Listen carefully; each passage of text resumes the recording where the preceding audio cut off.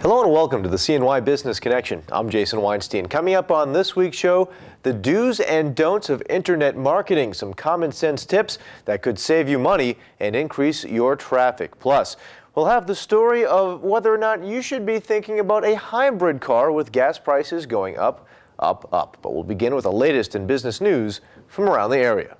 Job search centers are at risk of shutting down after the Senate voted to cut the federal funding that allows Workforce New York to operate.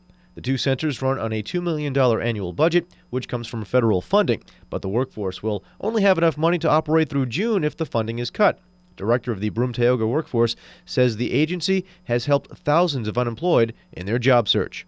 In Broome and Tioga counties, over 20,000 people have been assisted through the two career centers that we have in Binghamton and Owego. That's been since July of the previous year. So that many people would not have received some kind of assistance. Stark also says they've helped 90 people alone this year get jobs through their on-the-job training program.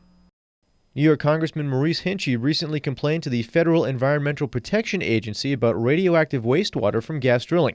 Now he's gotten some action. The EPA says it will require Pennsylvania to pay more attention to how wastewater produced by hydraulic fracturing is processed and monitored. The EPA has ordered the state to test for radioactivity at drinking water intake plants within 30 days. Hinchey's complaint followed a recent New York Times article which revealed that highly radioactive wastewater was finding its way into rivers and streams and could pollute drinking water supplies. Residents of Owego might have a new place to take care of their recycling thanks to a new facility from Taylor Garbage. The Town of Owego Planning Board unanimously approved the location, a new one for the recycling facility on Hilton Road.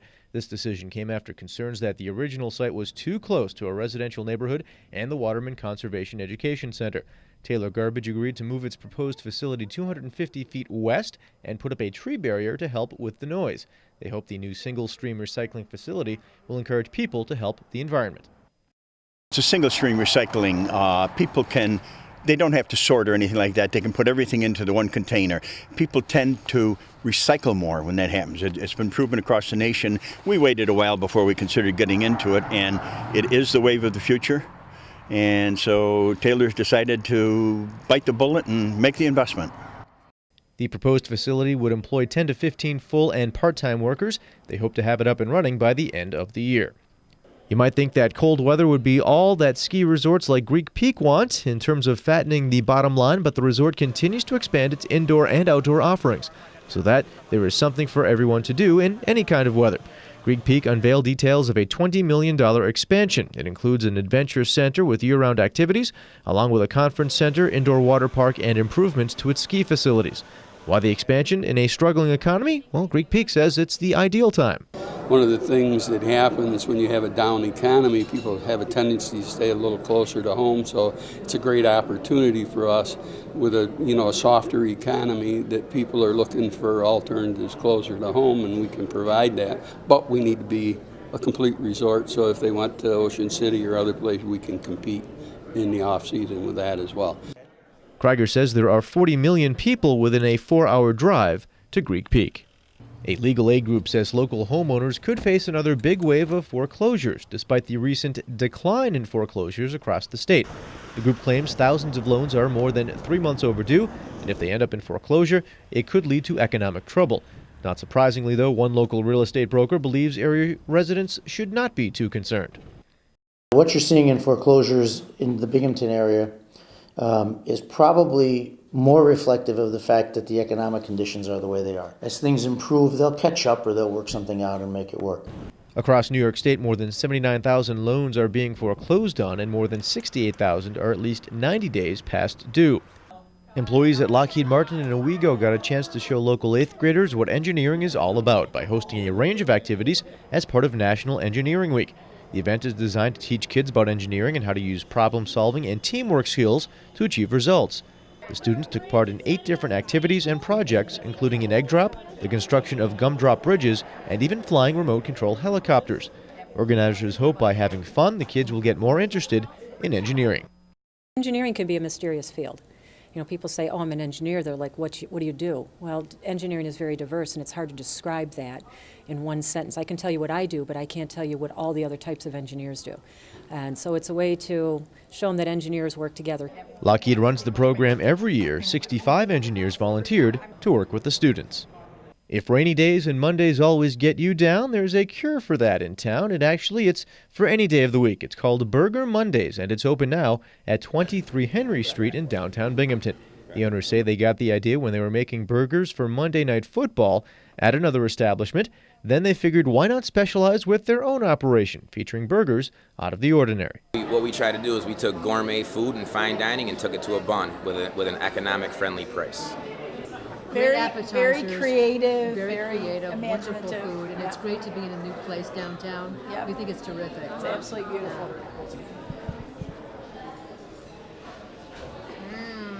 What'd you think of it? Is it tasty? It's delicious. The owners say they sold 2,000 burgers in their first week of operation. We hope you enjoyed that. When we come back, with gas prices on the rise, should you be thinking about a hybrid car?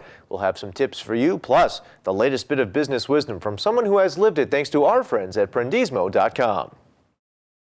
I'm Norm Poltenson. I've published the Central New York Business Journal for 25 years. Our success is based on the fact that we know only one audience, owners and managers of businesses in Central New York. We publish stories for them, we don't offer sound bites, and we always source our information. Maybe technology's changed since I started publishing 25 years ago, but not our mission. You can always rely on the Central New York Business Journal providing your business news. I'm Susan from Tarjac.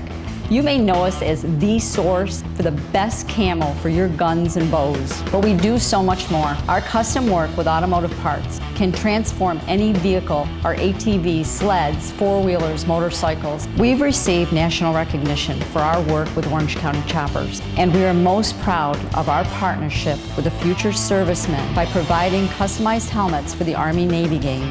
From the national stage to your favorite hunting ground, it's Tarjac. Welcome back. Does the rise in gas prices have you thinking about a hybrid car? Well, Amanda Kenny has some things you should think about before taking that step. Open up your gas tank and your wallet because gas prices are on the rise. And with the turmoil in the Middle East pushing crude oil over $100 a barrel, the cost of driving conventional cars doesn't look good. But for hybrid cars, it's a much different story. I can see the increase as gas goes up, Prius sales go up, and I can see it quite a bit as of lately. And according to Joe DiPaolo at Jack Sherman Toyota in Binghamton, it's a trend he's seen happen over the past few years. When the gas prices go down, you see more SUVs get sold. The gas prices go up, you see more Priuses, more Corollas, more Yaris's get sold. Hybrid cars, much like this Prius, can give you up to 500 miles on one full tank of gas. Unlike other cars that are non-hybrids, which can only give you 250 to 300 miles on a full tank of gas. Obviously making hybrid cars a much bigger bang for your buck. Many dealers are creating more electric-friendly cars. The Chevy Volt is an all-electric car, no gas needed. And the Toyota Prius will have an electric car out next year. Although the 2011 model has 3 different modes: power mode, eco mode, And then your electric vehicle mode, your EV, which is all electric, it'll use that in ideal conditions as long as the battery's completely charged and you're not going over like 25, you can use EV mode and drive in all electric. While switching to hybrids and electric cars will save you fuel and money, DiPaolo does say that once electric stations begin popping up, don't be surprised if that too will cost you. In Binghamton, Amanda Kenny, Fox 40 News. Our thanks to Amanda for that. Time now for the latest bit of business wisdom from someone who has lived it thanks to our friends at Prendismo.com, partnering with entrepreneurs for success.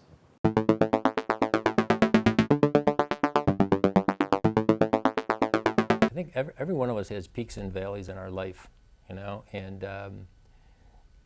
I think also I wish I could remember the concept. There's some psychological concept about you're a person that thinks you're in charge versus the world is in charge of you. That whole concept.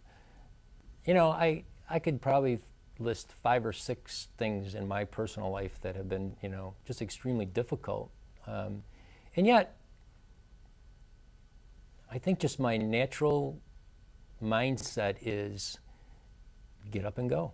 It's just get up and go. I mean, no matter what happens, I mean, sometimes you cry a little bit, sometimes you're upset, and I repress a lot of stuff, and I hold on to a lot of stuff that's not great stuff, and yet every day I get up and go, and so I wouldn't say there's one specific thing that's been a failure, and the failures they help me look in the mirror one more time and say, like, I'm in my peace club.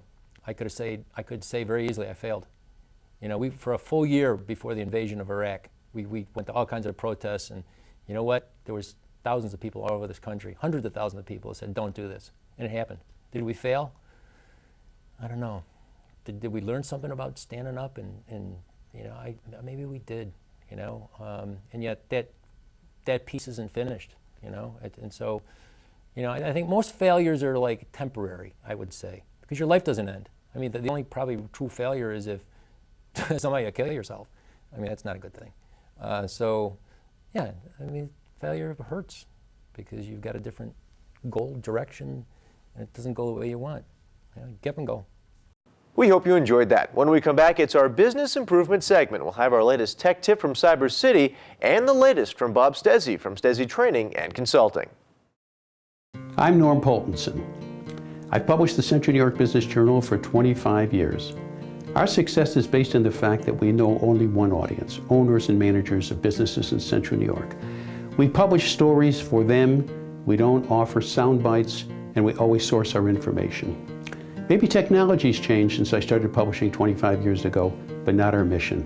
You can always rely on the Central New York Business Journal providing your business news. I'm Susan from Tarjac. You may know us as the source for the best camo for your guns and bows, but we do so much more. Our custom work with automotive parts can transform any vehicle, our ATVs, sleds, four-wheelers, motorcycles. We've received national recognition for our work with Orange County Choppers, and we are most proud of our partnership with the future servicemen by providing customized helmets for the Army-Navy game. From the national stage to your favorite hunting ground, it's Tarjac. Welcome back. Time now for our business improvement segment, and we'll kick it off as we always do with our latest tech tip from Cyber City. Hi, I'm Daryl Dennison, Account Manager at Cyber City, a division of Blue Storm Technologies. Many of our new clients come to us with a simple hardware strategy. Buy the least expensive items on an as-needed basis. Granted, it's a simple and easy approach to managing your costs and hardware upgrades. However, let's look at two situations where making hardware selections based on business strategy has proven more valuable to our clients. The first is the importance of buying business strength products instead of home computer products. Every day I get asked, why can't I pull out my Sunday flyer and go buy a product that is on sale for my office? There's more to this equation than just the price. What about high reliability and compatibility with other products on your network? You don't want to be facing compatibility issues when you're on a deadline to get a proposal out the door. A successful hardware refresh strategy focuses on defining user tiers based on their hardware needs. For instance, some users need high-speed processors and large storage solutions to work with complex data modeling, while others may only need a machine for data input. In these cases, more powerful machines should be purchased and placed in the hands of those with the complex processing needs. Keep in mind that even in this refresh scenario, everyone is still getting a hardware upgrade that will help them perform their jobs. Additionally, this ongoing process provides an intangible but positive morale boost to your team. The technology upgrade makes them feel they are being rewarded as valuable members of the organization.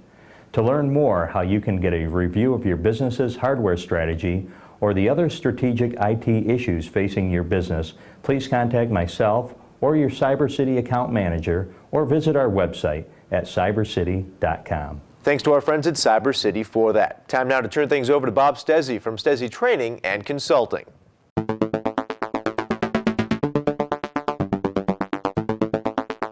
Is your business sustainable? Customers are really trending towards sustainable businesses these days. People realize more than ever that with the limited resources we have available, we have to make good use of them if we're going to provide for a healthy and prosperous society for our current generation and for our children and future generations. Sustainable organizations make decisions based on 3 dimensions. They always consider not just the economic dimension, but also the social impacts and environmental impacts of what their businesses do. The good news is many of the actions we can take to make our organizations more green can also make us more profitable.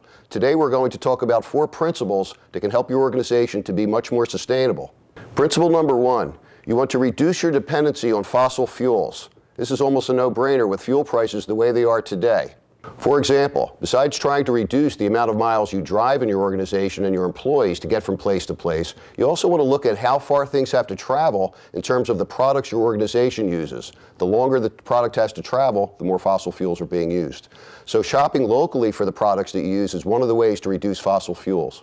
The second principle is to try to reduce synthetic chemicals and heavy metals being used by your organization. Again, this is not just a matter of the products that you produce, but the products that you use that you buy from other organizations. Principle number 3, try to reduce your impact on nature.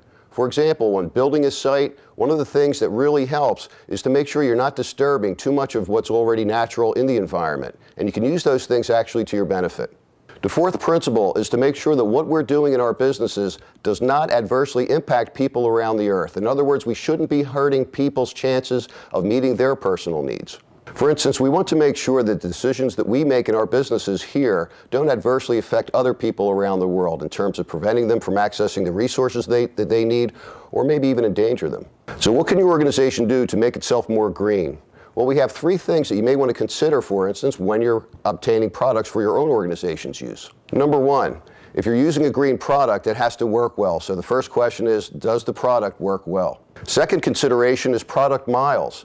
Again, you want to keep in mind how many miles the product is traveling before it gets to your business. The longer it travels, the more environmental impact occurs. The third consideration should be, does your supplier really promote and act in accordance with the principles of sustainability? By the way, you might want to consider those 3 guidelines for making purchases at home and make your home as green as possible. Remember, the only way we can really maintain a high quality of life for our current generation and provide for a prosperous and healthy environment for future generations is to really be as sustainable as possible in the way that we're doing business. If you'd like more information about how your organization could be more sustainable, please call Stesi Training or visit our website, stesitraining.com. Thank you. Our thanks to Bob for that. When we come back, the do's and don'ts of internet marketing. What steps can you take to save money and increase traffic? I'm Norm Poltenson. I've published the Central New York Business Journal for 25 years. Our success is based on the fact that we know only one audience, owners and managers of businesses in Central New York. We publish stories for them, we don't offer sound bites, and we always source our information. Maybe technology's changed since I started publishing 25 years ago, but not our mission. You can always rely on the Central New York Business Journal providing your business news. I'm Susan from Tarjac. You may know us as the source for the best camo for your guns and bows, but we do so much more. Our custom work with automotive parts can transform any vehicle, our ATVs, sleds, four-wheelers, motorcycles. We've received national recognition for our work with Orange County Choppers, and we are most proud of our partnership with the future servicemen by providing customized helmets for the Army-Navy game. From the national stage to your favorite hunting ground, it's Tarjac. Welcome back. In internet marketing, there are definite do's and definite don'ts. Lynn Harrison from Sword Saint Studios stops by to talk about what you can do to save money and increase your online presence. It's important to know what works and what doesn't work on the internet for marketing, how to present things on the website to get the effect that you want. Many people do not have a call to action on their website. They have a brochure website where they provide information about what they do, but they don't really ask their visitors to do anything, whether it's to visit their store, click here for more information, join this mailing list for a newsletter. You need to provide some call to action to your visitor to ask them, what would you like them to do? An example, a very important example, and it's touched to in a later point, is what's called an opt-in list, to basically collect the contact information of your visitors so that you can build a relationship with them. The biggest thing is to be shown to be providing value to the visitors. You know, if it's collecting information and they don't see a value to themselves to provide it, then there's no incentive. Most people, when they're purchasing anything, whether it's online or offline, it takes multiple exposures to information before they can make a decision. By collecting the contact information, typically the email address from a visitor, you can communicate with them, provide them additional value, build a rapport and a relationship with that customer, and they'll have a greater tendency to come to you to purchase your products. There are services out there. One of the ones that's been advertising heavily in this area lately is a company called Constant Contact. There's also several others out there that they provide a service that you can use on your website to manage email addresses so they don't violate the federal anti-spam regulation, what's called the CAN-SPAM Act. There is an important feature called search engine optimization. It's basically adding information to your website so that the search engines like Google, Bing, Yahoo, they know what you're offering. By providing that extra information, you will rank in their searches, so when someone searches for your keywords, what you're offering, you'll show up in the search results. Within a website, there are what's called meta tags. It's getting somewhat technical. One is a title, and you want your keywords to show up in the title. There's also a description. The keywords should also show up there. When someone does a search, what you see on the search results page is your title and that description. So you really want to convey it in a human readable form that will attract the people once they've found you in the search, as well as let the search engine know that this is what you're providing. Print media, you don't know how many people actually saw your ad. With the internet, thanks to Google, you can add what's called Google Analytics to any web page. And they will track statistics for you as to how many people visited that page each day, what part of the world they're visiting from, how long they spent on the web page, so that you can gauge the effectiveness of your marketing. Basically, you look at it and see if someone's going to let's say it's a sales page where you're actually trying to sell a product, and you see that people are only spending 10-15 seconds on the site and then clicking off. You know that there's something on that page that is turning visitors off, and you can start reworking the page one item at a time and then track the statistics until you're seeing the reaction that you're expecting.